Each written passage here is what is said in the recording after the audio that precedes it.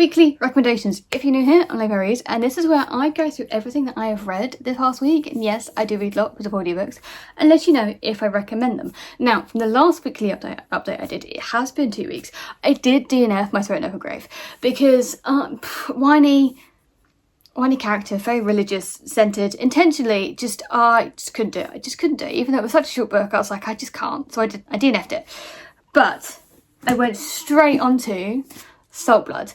This was incredible. I loved it. It was amazing. It was pirates. It was gay. It was a female pretending to be a man and taking her brother's identity and going on a naval ship and learning things and being and like show people just because she's a woman she can still do shit. It was amazing, and the relationships in this and everything kind of came about, and the ending was just, I loved the helling shit out of this. Please go read it if you like anything to do with pirates and anything to do with gay women. Like, come on. But this is not really a sci-fi fantasy book. I enjoyed it. I got it from Typewriter, where I got my little origami dragon, and it is signed. So I do recommend this book. This has been on my radar for a while, and I'm glad I picked it up. It was a nice kind of refresher from the sci-fi fantasy genre in a very compelling way. The other books I finished was, I actually finished The Spear Cuts Through Water. That was my audiobook listen up to WorldCon, because I tried reading on the train, but I've now discovered I cannot do that if I'm travelling backwards. I cannot physically sit and read because I'm trying to read The Doors of Midnight and I'm like, I feel fucking drunk. And I was like, am I going to be sick? So I stopped and put the audiobook in and just stared out the window, and I could cope with that all right. I just couldn't sit and read. I don't know what it was. It was a bit, I don't know, I have to face forwards. I finished Spear Cuts Through Water, loved it. Again, it's a reread for me. The prose is amazing. I love the characters. Everything is just so, it's just perfect. It's just like a warm hug sometimes. Like, everything that goes on, it's really, I mean, it can get dark. I mean, they do eat a body. But it's really lovely. It's so beautiful. And I highly recommend you give it a chance. You're either going to love it or you're going to hate it, because it's just the type of story it is. But if you love it, you really love it, and you can really appreciate the story.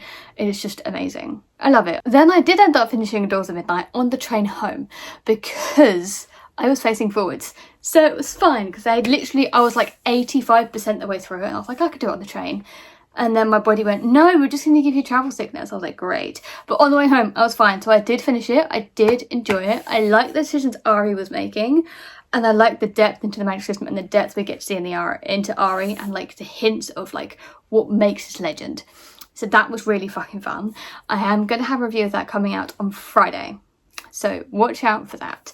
Lo and behold, I have started some books. I was chatting with Justin Lee Anderson about just casually at WorldCon, right? I met so many authors at WorldCon. It was great. Casually just chatting with him. I ended up picking up his book on audio. I'm halfway through it already. I'm reading it with a friend, so I'm reading it slowly, and it's grating on me because he's eyeball reading it and I'm audiobooking it, and I could have had it done within a day, but no, we're reading it together, which is fine. I don't mind. I love doing that shit. This book, guys, I am surprised. It just took a turn I didn't expect it to take.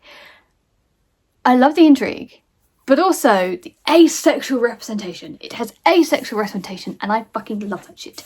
Give me more of that shit, because I think it's very well done, but other people might disagree, but I do think it's very well done. It's just part of the character. It's just who they are, and I love it. And the conversation they had around that, by the way, this is in chapter 12, fucking best chapter, about a grown man talking to a younger woman who's asexual, and the woman going, no, I don't feel any of that, and the man going, okay, and like backpedaling and not knowing how to have the conversation because she doesn't need to have the conversation. It was fucking funny. It was hilarious. I loved it. I'm loving everything about this book. So I haven't even finished it, and I'm like, just go buy it, guys. Just go buy it. The Lost War by Justin Lee Anderson. It is amazing. It is. Oh, so far I haven't got one critique about it. It's not going to be 5 stars, but it's definitely going to be 4, but possibly 4.5, because I'm having a fucking well of a time. Also, I'm having a well of a time reading is The Gods Below. I know it's out yet, it's not, by Andrea Stewart, and it is so much fun. This would appeal to a lot of people. Like, you would definitely like it if you liked Hannah Carter's Sunbringer's book 2, God Killer. You'll definitely like it if you like Hannah Carter's God Killer. But with this particular one, it goes more. It's more mature than that. Even if you didn't like Hannah Carter's book, I still recommend you give this a try. Because it's a vast cast of characters, which you slowly get introduced.